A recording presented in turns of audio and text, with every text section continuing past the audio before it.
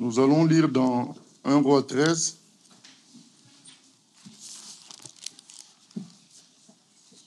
Pardon, 2 Rois 13. 2 Rois 13, au verset 10. Il est écrit ceci.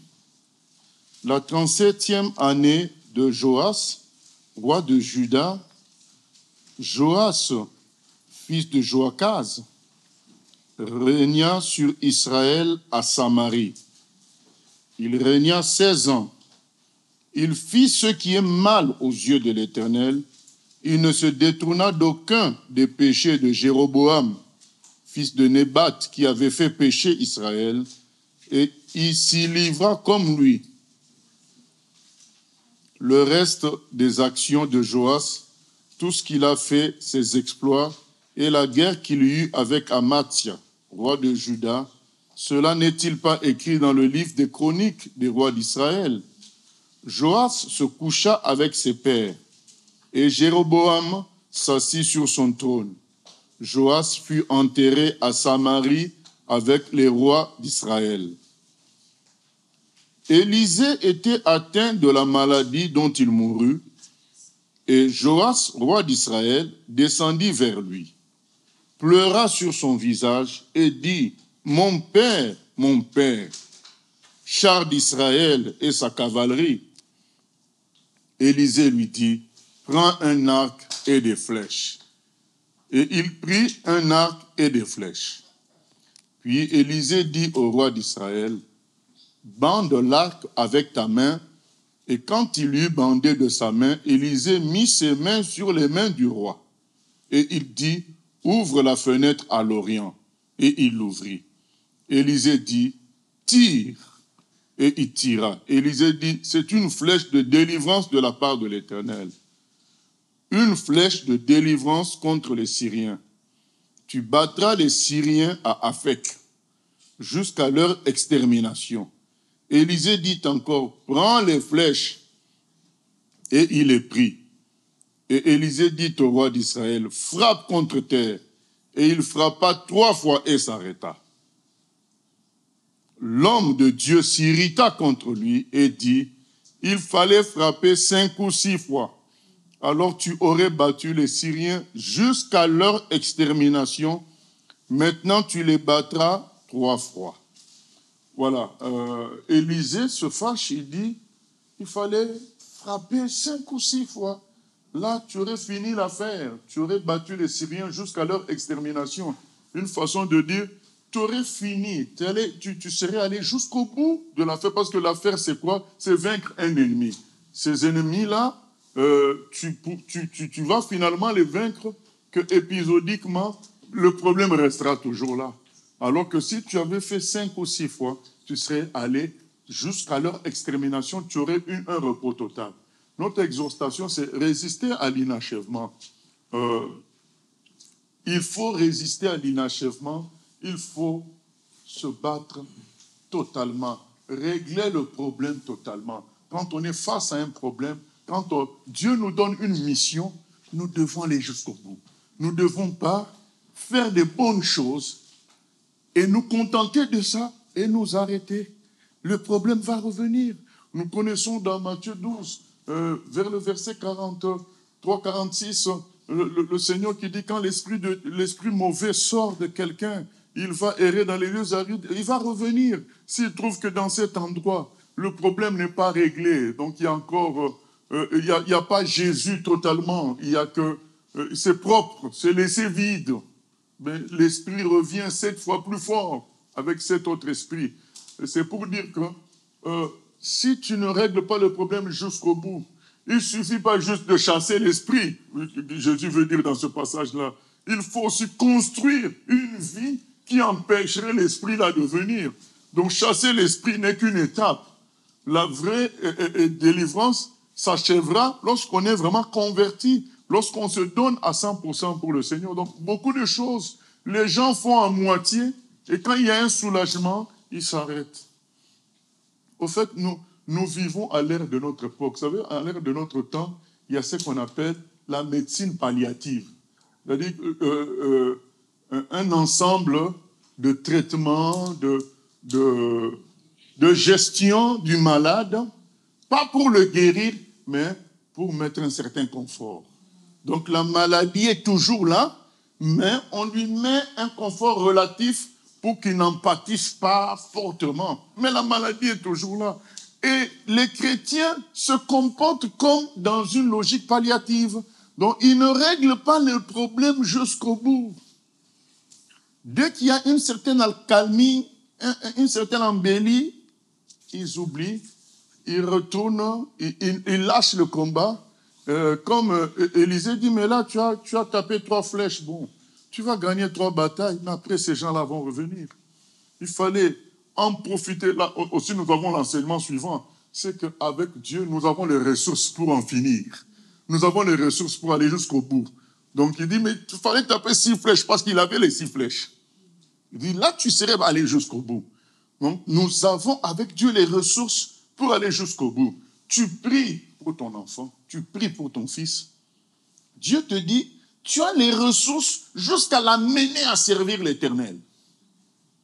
Mais toi, tu pries pour ton fils, dès qu'il réussit à l'école, c'est bon, il a eu le diplôme, il a réussi, et tu souris. Mais Dieu dit, mais il fallait aller jusqu'au bout, jusqu'à ce qu'il confesse Jésus comme Seigneur et Sauveur, jusqu'à ce qu'il serve l'Éternel. Tu te réjouis juste qu'il a eu son diplôme. Comment s'étonner plus tard que maintenant, il ait d'autres problèmes de drogue, d'autres problèmes d'ivrognerie, d'autres problèmes d'instabilité psychique. Mais parce que tu étais dans une lutte dans la prière. Cette lutte a commencé à porter ses fruits. À peine ça porte ses fruits, c'est bon. Toi, tu oublies, tu passes à autre chose, alors qu'il faut amener les choses jusqu'au bout. Et ce texte nous dit que tu as les ressources. Avec Jésus, nous avons les ressources pour aller jusqu'au bout. C'est la mentalité qui manque. Cette mentalité d'aller jusqu'au bout est problématique chez les gens. Dès qu'il y a une embellie, dès qu'il y a une certaine accalmie relative, repos relatif, c'est fini. Au lieu d'aller jusqu'au bout, de combattre jusqu'au bout, il y a la négligence. Nous connaissons le passage, c'est dans Jérémie 48, 10. Hein? Que nous dit Jérémie 48, 10? Il est écrit ceci, maudit. Ça commence même par maudit, c'est grave. Maudit quiconque fait l'œuvre de Dieu avec négligence. Maudit soit celui qui retire le paix du carnage. Jérémie 48, verset 10. Il est dit ceci, maudit soit celui qui fait avec négligence l'œuvre de l'Éternel. Maudit soit celui qui éloigne son épée du carnage. Qu'est-ce que ça veut dire, éloigner son épée du carnage? Ça veut dire que tu as gagné une bataille. L'épée, c'est pour faire la bataille. Tu as gagné la bataille. Maintenant que tu as gagné la bataille, tu es en train maintenant de faire le carnage, de massacrer ton ennemi. Mais à un moment, puisqu'il n'est plus un danger pour toi à l'instant, tu ne finis pas ton carnage. Tu laisses. Et quand tu laisses, qu'est-ce qui va se passer? Les restes là de l'ennemi vont se multiplier, vont se réveiller et vont venir te régler ton compte plus tard. Et Dieu dit maudit, c'est grave. Je dis, mais pourquoi maudit? Parce que tu avais l'occasion d'en finir avec cet ennemi-là. Tu t'es arrêté.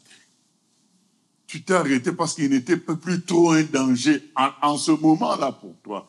Mais ce que Dieu veut, c'est qu'on en finisse. Tu as des problèmes d'alcool, Dieu veut que tu en finisses.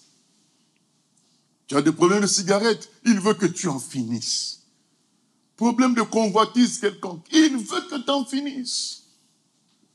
Tu pries pour ta femme, pour qu'elle change. Il faut en finir, il faut que tu pries jusqu'à ce qu'elle-même, c'est elle-même qui commence à te pousser à prier. Tu pries pour ton mari, il faut en finir, il faut aller jusqu'au bout, jusqu'au point que maintenant c'est lui qui te pousse à la prière. Mais nous, dès qu'on a quelque chose de positif qui se manifeste, allez, on plie les bagages de la prière, on plie les armes et l'ennemi revient maintenant pour travailler tranquillement. On te donne une mission pour sauver une ville Dès que tu as sauvé un quartier de la ville, tu as un gros bâtiment, c'est rempli de gens, tu oublies que c'était pour le salut de toute la ville. Eh bien, tu commences à gérer ce bâtiment-là, à l'embellir, à le décorer, à l'agrandir. Le bâtiment devient l'appel, alors que l'appel, c'était la ville. C'est ce qui arrive à beaucoup de chrétiens. Ils ne vont pas jusqu'au bout. L'esprit d'inachèvement les atteint. Et après, ils se plaignent comme si Dieu ne faisait rien. Non, c'est que tu avais les armes, tu avais les moyens d'en finir avec le problème qui te dérange, en finir avec la mission qu'on t'a confiée par Dieu, mais dans l'avancée, voyant que les choses semblaient bien se passer, ben tu n'es pas parti jusqu'au bout. Nous connaissons la fameuse histoire où Dieu dit à Saül, tu élimines tout, tu élimines tout. Et les bêtes, et le peuple, tout le monde, tu élimines. Saül, qu'est-ce qu'il fait? Ben, il laisse le roi. Ah bon, il peut peut-être me donner aussi des conseils, après tout, il a été roi quand même. Il laisse les belles bêtes. Bon, ça va servir à Dieu. Et quand Samuel vient, il dit, mais j'entends les bêlements, c'est quoi ces animaux-là? Mais oui, mais il y a des animaux de bonne facture, je les ai gardés pour donner un sacrifice à l'Éternel. Samuel a dit, Dieu t'avait dit de tout éliminer. Là, je vois que mais c'est le roi, là. Samuel dit, mais c'est pas normal. Je t'avais dit de tout éliminer. Donc, vous voyez que cette négligence de Saül a fait qu'il y a eu un reste de gens qu'il a épargnés, qui plus tard ont cherché à éliminer tous les Juifs. Vous voyez, Aman qui a voulu, dans la période d'Esther, éliminer tous les Juifs, Aman, il était le descendant du peuple-là que Dieu avait demandé à Saül d'éliminer. Et voilà que lui n'a pas fait le job. Ce même peuple-là a voulu maintenant éliminer tous les Juifs quand il en avait la force. Dieu sait ce qu'il fait. Quand il nous donne une mission, allons jusqu'au bout, obéissons. C'est pas parce que tu as gagné la guerre, maintenant tu te dis, mais bon, j'ai gagné la guerre, pourquoi faut-il tuer encore les belles bêtes comme ça? J'ai gagné la guerre, pourquoi faut-il tuer même les enfants? Bon, tu commences à entrer dans le raisonnement, mais l'ordre c'était, tu élimines tout de cette ville-là. Et nous commençons à réfléchir, mais il y a des gens qui viennent, qui te posent la question, le Seigneur m'a dit de tout vendre et de le suivre. Je vends quoi? Oh, moi j'ai dit, mais pose la question à la personne qui t'a dit. Toi, tu viens me poser à moi la question. Mais la personne sait qu'est-ce qu'on lui a demandé de vendre. Il veut négocier.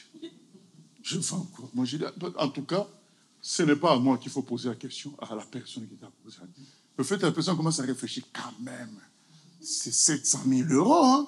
Ah ben oui. Vous qui cherchez à entendre la voix de Dieu, maintenant il a parlé. Maintenant il a parlé, vends tout et suis-moi. Le monsieur est venu me voir, je fais quoi?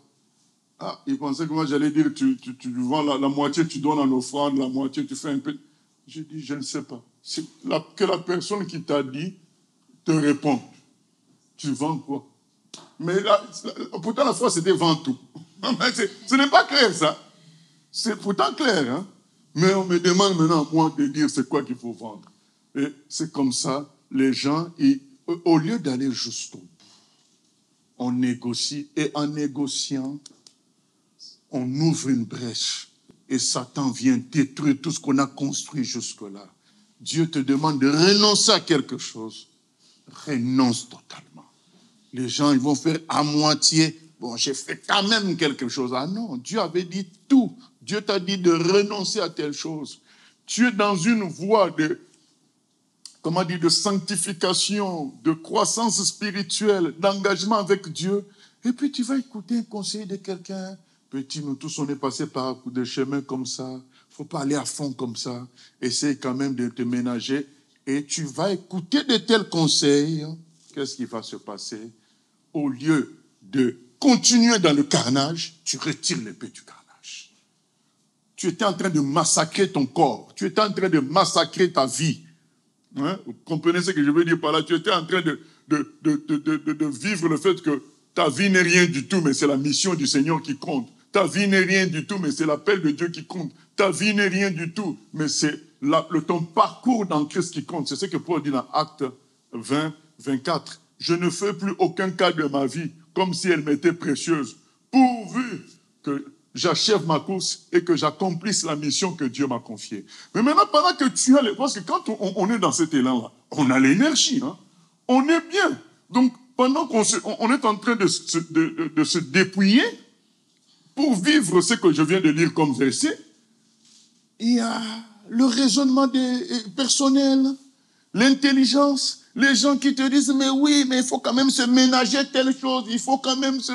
Et quand tu commences à dire, il faut quand même, tu commences à vouloir arranger un peu le monde, faire plaisir un peu à un tel, mais sans péché, hein, mais c'est juste comme je tempère un peu, je suis trop bouillant, je suis en train de tout casser.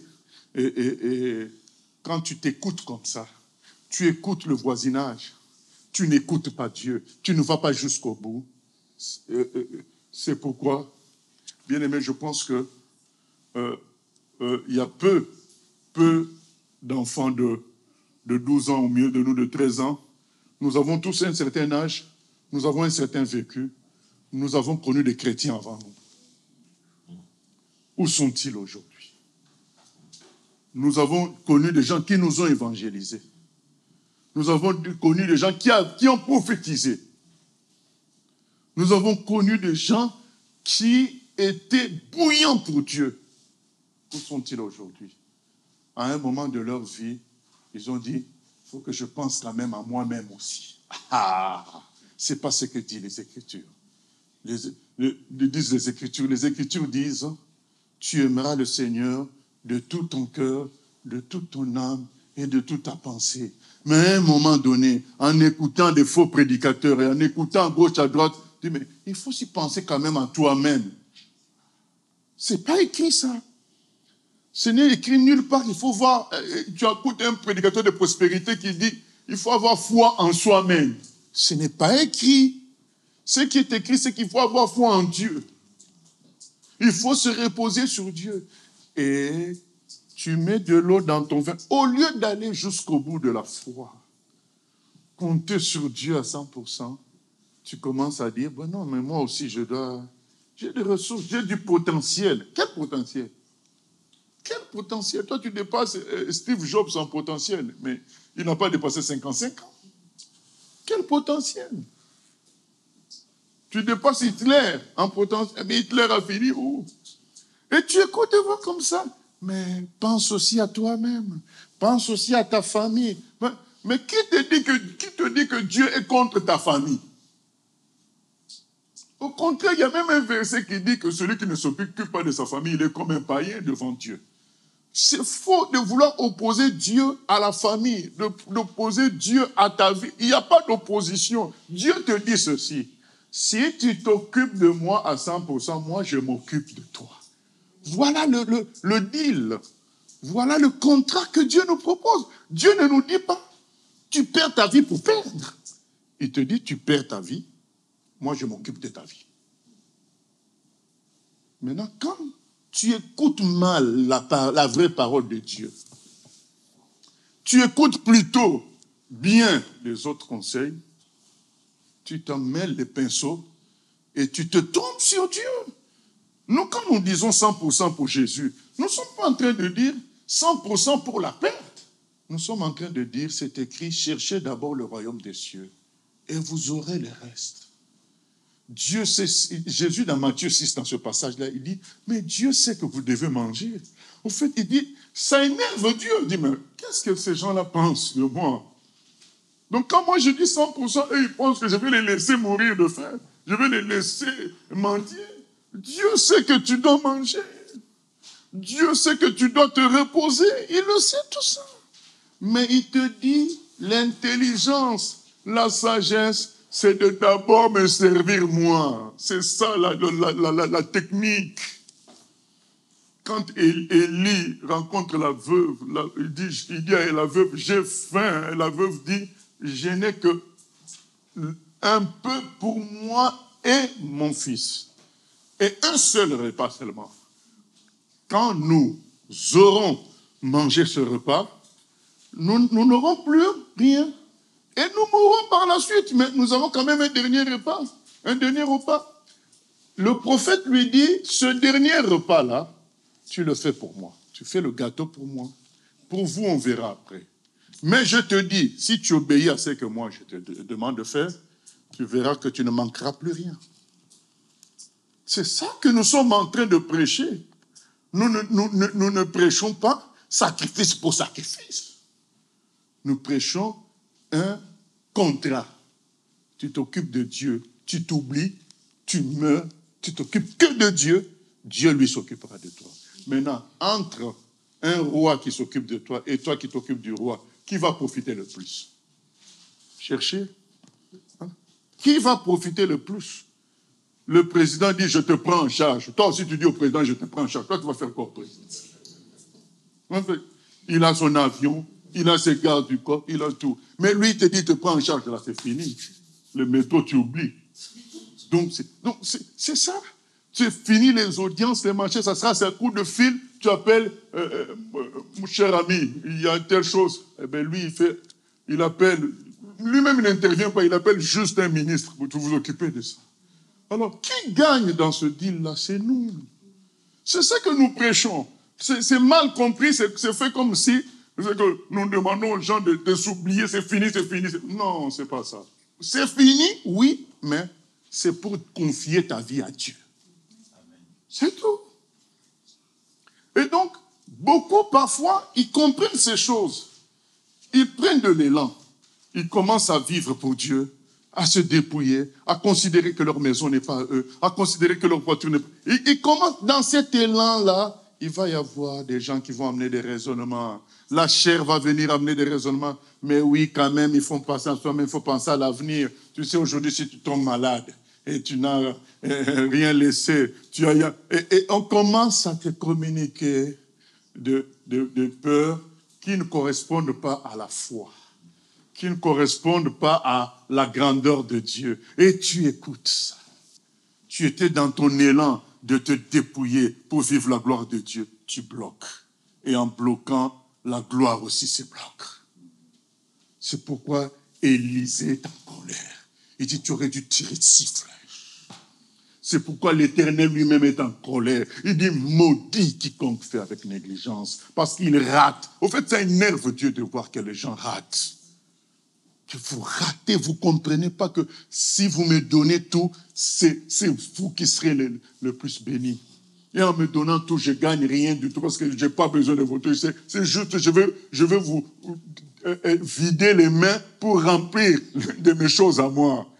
Mais il faut que vos mains soient vidées des briques que vous avez dans les mains pour prendre mes lingots. Donc quand Dieu nous donne l'instruction de tout laisser pour le suivre, ce n'est pas parce que lui, il a besoin de ce que nous avons. C'est parce qu'il faut que nous soyons dépouillés de nos richesses à nous qui sont injustes pour recevoir les choses célestes.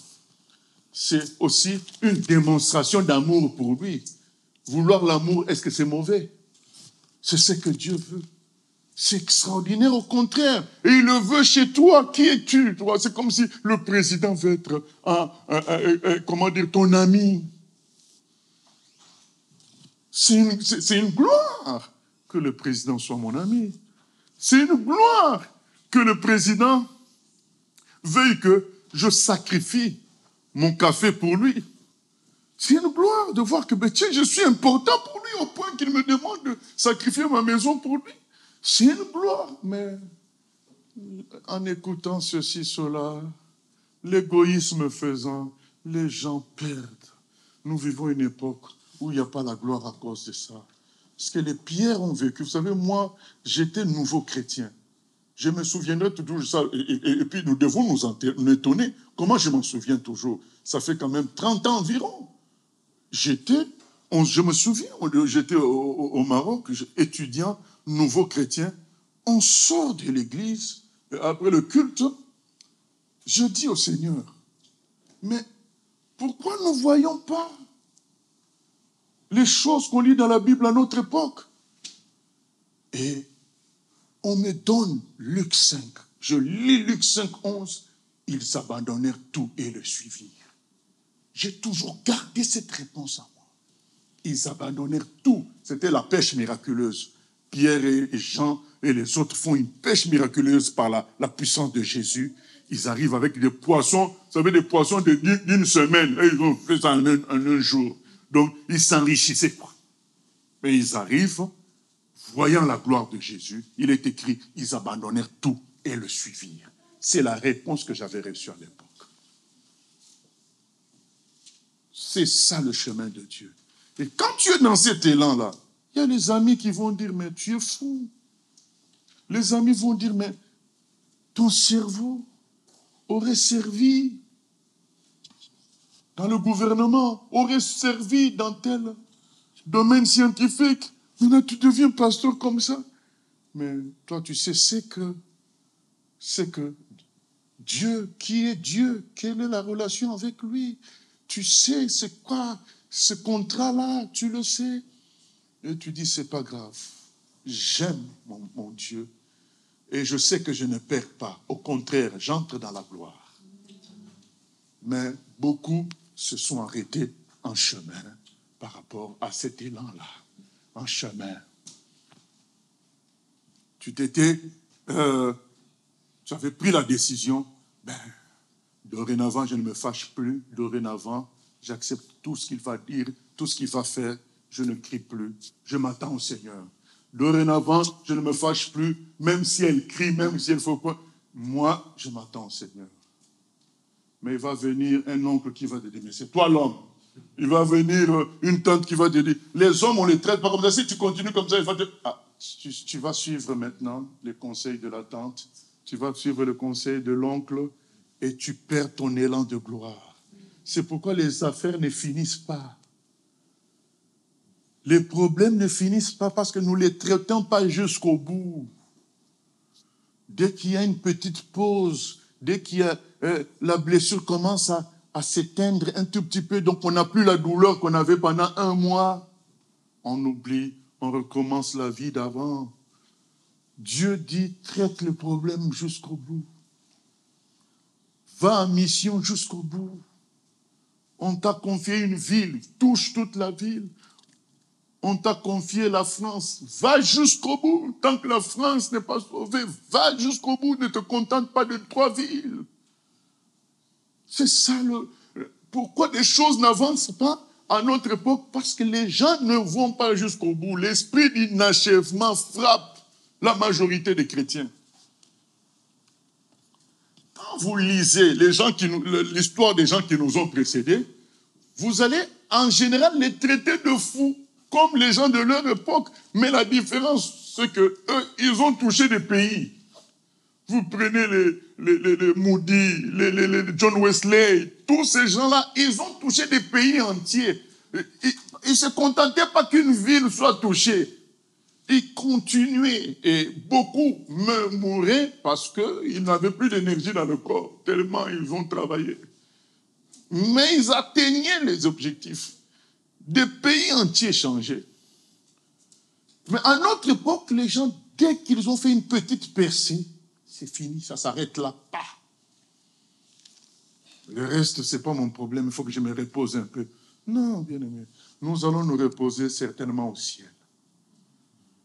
Nous devons aller jusqu'au bout des missions que Dieu nous confie. Lisons Luc 14, un passage que nous connaissons tous.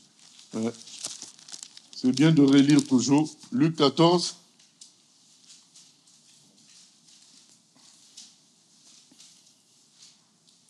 De grandes foules faisaient route avec Jésus. Il se retourna et leur dit, si quelqu'un vient à moi et s'il ne hait pas son père, sa mère, sa femme, Luc 14, à partir du verset 25, 14, 25, de grandes foules faisaient route avec Jésus. Il se retourna et leur dit, si quelqu'un vient à moi et s'il ne hait pas son père, sa mère, sa femme, ses enfants, ses frères et ses sœurs, et même sa propre vie, il ne peut être mon disciple. Bien aimé, c'est clair. Hein? Il n'y a pas de mystère, il n'y a pas d'interprétation, c'est dit.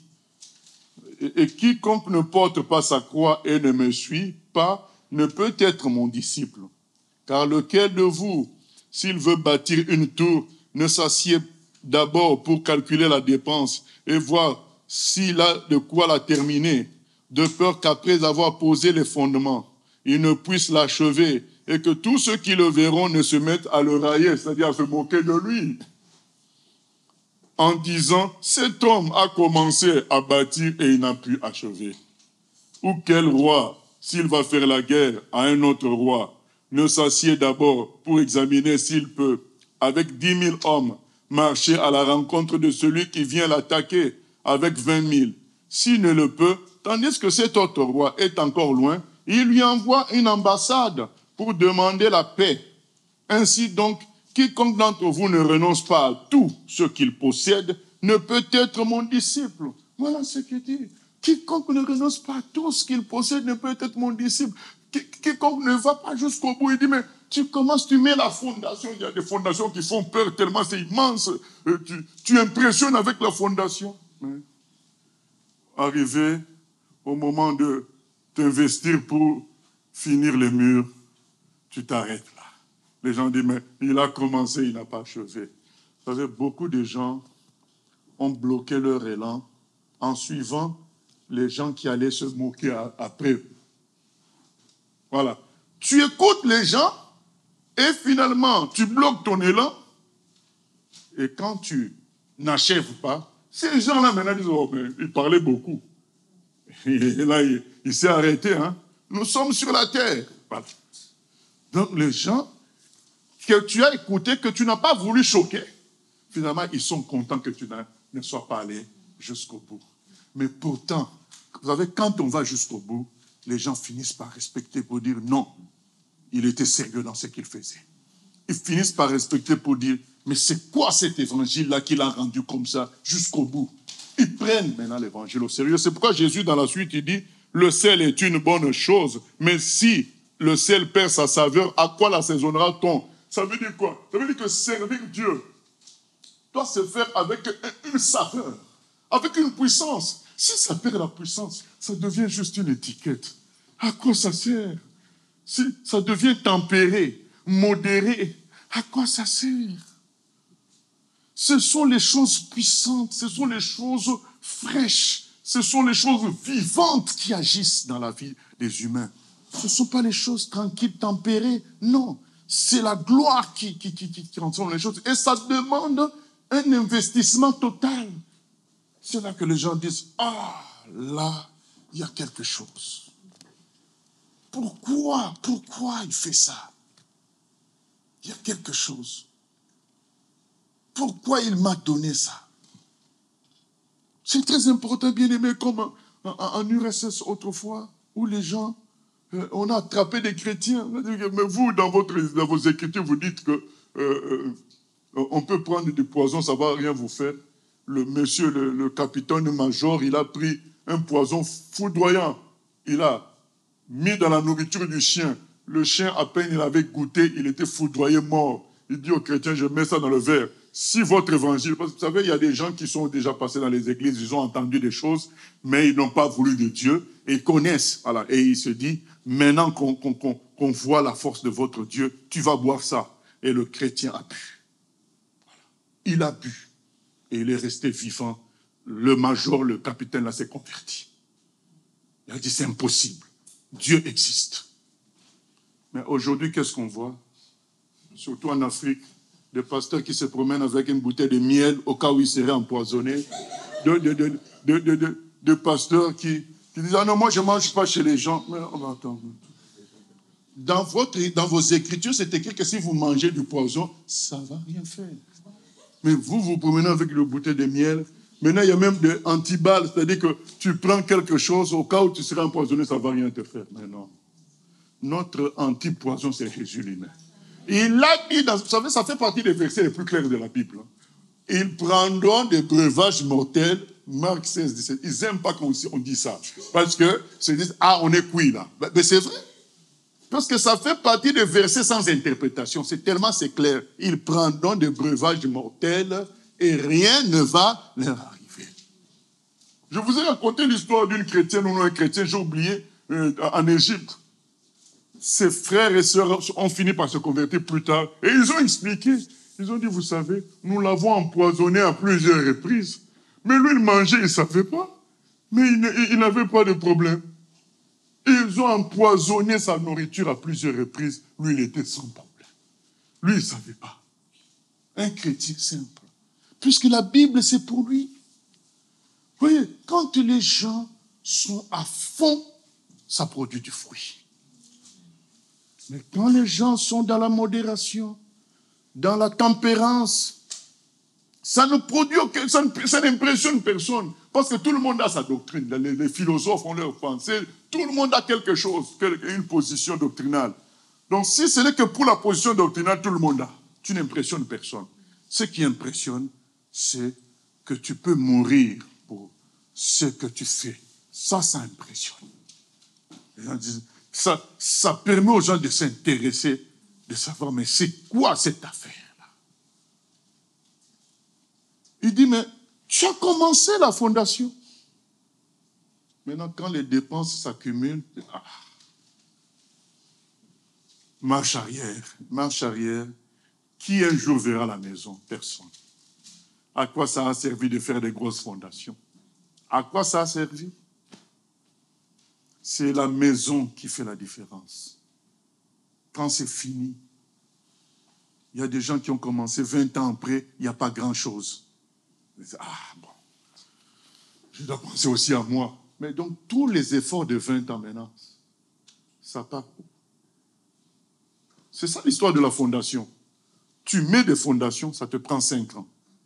Tu commences les murs, ça te prend 2 ans. Après, tu trouves que les dépenses, c'est trop, tu t'arrêtes. Mais qu'est-ce qui valorise ce que tu as fait pendant 7 ans? Rien du tout. Mais pourtant, si la maison finit, ceux qui t'ont vu souffrir diront, il n'a pas souffert pour rien, regardez la maison. Bien-aimé, c'est ça. Ah oui, ça fait 25 ans qu'il fait telle chose. Là, aujourd'hui, on voit le fruit. Au moins, il y a quelque chose qui a été bâti pendant 25 ans. Mais toi, tu as mis des efforts pendant 10 ans, 12 ans. Puisque tu vois que les autres sont en train de sourire, les choses avancent. Tu te dis, mais j'arrête. Pourtant, tu étais vraiment dans l'élan de Dieu. Mais tu n'as pas voulu tout donner. Tu n'as pas voulu tout donner. Et où sont les fruits? 12 ans après, les gens disent, mais il avait commencé, il s'est fatigué. Mais quand tu vas jusqu'au bout, 20 ans après, les gens voient la maison et disent, c'était digne qu'il fasse ça. Cette maison-là, il fallait bien qu'il fasse ces efforts-là pour avoir une telle maison. Là, c'est du solide, c'est quelque chose qui tiendra, c'est quelque chose qui servira à beaucoup de personnes. Les gens disent vraiment, cet homme a fait du bon boulot. Mais beaucoup ont commencé les choses, ont commencé dans des élans, et puis, paf, maternité, c'est fini. Un enfant, 2 enfants, la personne est devenue comme tout le monde, un chrétien du dimanche. Non. Ils ont dit, mais c'est elle qui nous exhortait dans la famille, c'est elle. Mais depuis telle chose, c'est fini. Parce qu'à un moment donné, les gens ne donnent pas tout. Et quand on ne donne pas tout, quand on n'a pas l'idée d'aller jusqu'au bout, parce que c'est quelqu'un qui veut aller jusqu'au bout qui donne tout. Il se dit, non, j'ai commencé, je donne tout, je vais jusqu'au bout. Il faut résister à ça, à l'esprit d'inachèvement. Il faut résister. Ça guette tous les chrétiens, toutes sortes d'embûches, d'obstacles pour que tu n'achèves pas. Maudit quiconque retire l'épée du carnage. Même quand tu sembles réussir, continue encore à réussir davantage. Même quand tous tes enfants prient, demande plus. Demande maintenant que ce soit eux qui te prêchent. Il faut toujours aller plus loin. Donc quand tu t'arrêtes, tu dis maintenant au diable, tu peux maintenant faire ce que tu veux. Ah non, il ne faut pas faire ça parce que la contre-attaque sera difficile. Jésus dit, quiconque met la main à la charrue, regarde en arrière, il se crée des problèmes graves. Regardez dans notre passé, bien-aimé, il y a des gens qui étaient dans des élans fulgurants. mais juste un problème de s'humilier parce qu'on lui a mal parlé par un pasteur, par quelqu'un, la personne sort du plan de Dieu. Juste un problème de s'humilier. La personne sort du plan de Dieu. Beaucoup de gens sont sortis du plan de Dieu parce qu'ils n'ont pas pu s'humilier devant un patron. C'était à ce moment-là qu'ils devaient manifester leur chrétienté. Ils ont voulu jouer au costaud devant le patron et ils sont sortis de l'entreprise comme ça. Il y en a qui ont arrêté les études parce qu'ils ont été humiliés par un échec, alors qu'ils avaient déjà fait un certain nombre d'années. Or, il fallait accepter la honte et croire que Dieu lui-même s'occupe de la suite. Mais non, on ne veut pas tout donner. Là, non, là, je suis trop humilié, je change de filière. Bien-aimés, n'arrêtons pas par faiblesse charnelle. N'arrêtons pas en écoutant des conseils à gauche, à droite. N'arrêtons pas parce que c'est difficile.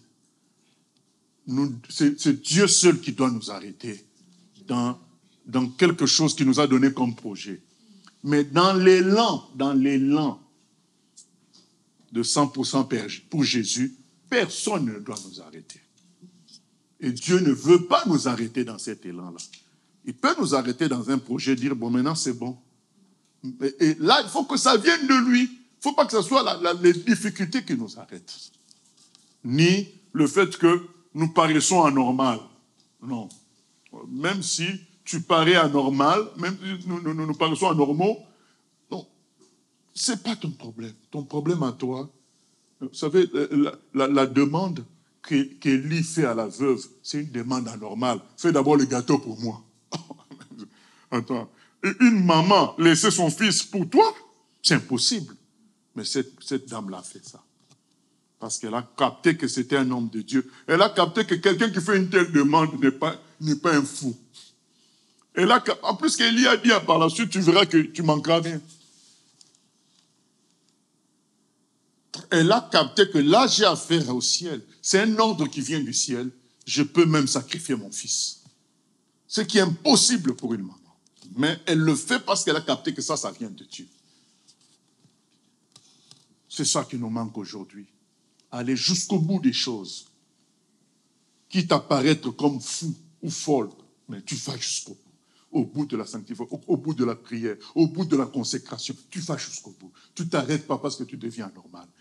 Mais nous devons, concernant l'élan de 100% pour Jésus, et nous pouvons, par rapport à un projet, nous arrêter, mais quand c'est Dieu qui nous le dit, pas parce que c'est difficile. Allons jusqu'au bout, résistons à l'inachèvement, résistons au palliatif. Tu pries pour une guérison, ne t'arrête pas tant que la maladie n'est pas déclarée finie. Même si tu te sens bien, tu dis à Dieu, moi je ne t'ai pas demandé de me sentir bien, mais d'être guéri. Voilà. Dieu aime ça, qu'on le mette au défi. Les chrétiens, beaucoup vont prier pour des malades. Bon, en quelque sorte, c'est juste pour manifester un peu de compassion. Donc, ils viennent là. Même les chrétiens qu'on a invités, ils n'ont même pas foi que ça va être guéri. Que Dieu te soutienne. Attends. On vous a invité pour que Dieu te soutienne ou pour que vous régliez le problème. Nous disons, les chrétiens viennent à 3, à 4, ils visitent le malade. Ah, frère. Il n'y a pas de « ah, frère ». Il y a « Seigneur, nous voulons voir ta gloire ». Tu es mort à la croix en prenant nos maladies sur toi. C'est pourquoi nous décrétons que cette affaire, c'est fini. Il n'y a pas de palliatif avec Dieu. C'est la guérison. Et si lui, il veut que tu ne sois pas guéri, il va te le dire. Comme il a dit à Paul, je ne veux pas te guérir de ce problème-là, ma grâce te suffit. Ma grâce sera supérieure à ces problèmes-là. Et Paul a bien vécu par la suite, malgré le problème. Mais aller visiter les malades dans les hôpitaux et aller visiter un chrétien malade dans l'histoire seulement de consolation, ce n'est pas ce que Dieu nous demande. Dieu nous demande de régler le compte du mal jusqu'au bout. Voilà. Remarquez, hein, vous allez penser à ce que je vous dis là. Jésus n'a jamais cohabité avec un mort. Remarquez, dans la Bible, quand Jésus rencontrait un mort, il est ressuscité. Il n'a jamais cohabité avec la mort. Parce que lui, c'était la vie et la résurrection. Comment il peut cohabiter avec la mort? Tous les morts que Jésus, la veuve de Naïm, qu'est-ce qu'elle a à voir avec Jésus? Est-ce que cette veuve va demander que Jésus ressuscite son fils? Non. Les gens étaient en train d'accompagner cette veuve-là au cimetière. Au cimetière, ils étaient en train de l'accompagner. Jésus passait par là. C'est le fait qu'il rencontre la mort qui n'accepte pas la mort. Il ressuscite ce garçon-là parce qu'entre lui et la mort, il y a une guerre. Une guerre totale. Jésus est en guerre contre la mort, contre le mal total. Donc quand il a rencontré la mort, il ressuscite ce jeune homme-là. C'est ça, bien-aimé. Nous sommes là pour ressusciter, pour guérir, pas pour donner des palliatifs.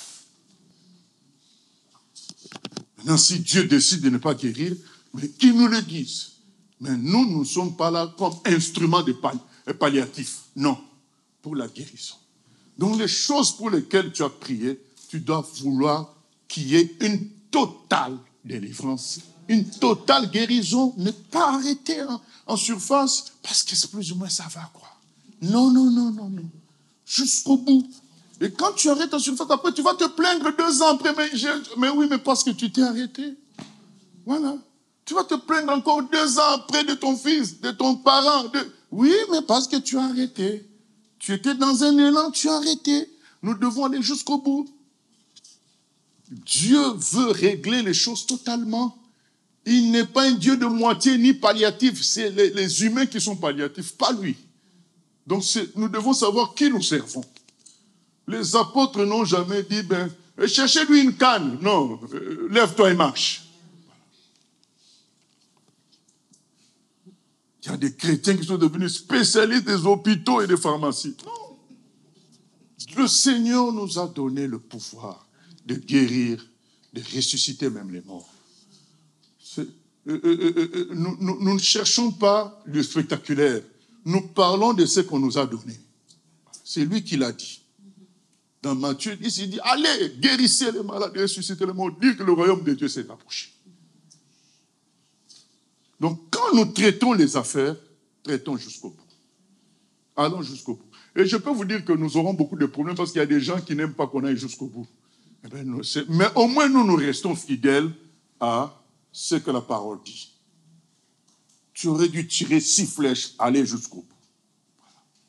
Et nous finissons avec notre frère Paul qui dit quoi, dans 2 Timothée 4, 7, il dit, je suis arrivé à la fin de ma vie, j'ai combattu le bon combat, j'ai gardé la foi. Je n'ai pas changé de position malgré le nombre d'années. Vous savez, le Paul, on pouvait dire que, mais il a fait tout ça pour finir martyr, quoi. Oui, lui dit oui, j'ai pas bougé. Je meurs en Christ. Voilà. J'ai pas bougé. Beaucoup auraient fait de la diplomatie à la place de Paul pour rester vivant. Paul n'a pas fait de diplomatie. Je suis engagé dans la voie de Jésus. On va me tuer pour ça. Il s'est donné, on lui a coupé la tête. Voilà. À cause de Jésus-Christ. Comme beaucoup de nos prédécesseurs, ils sont allés jusqu'au bout. Les Joan Shelter, elle a fait 22 ans avec les Bangalao.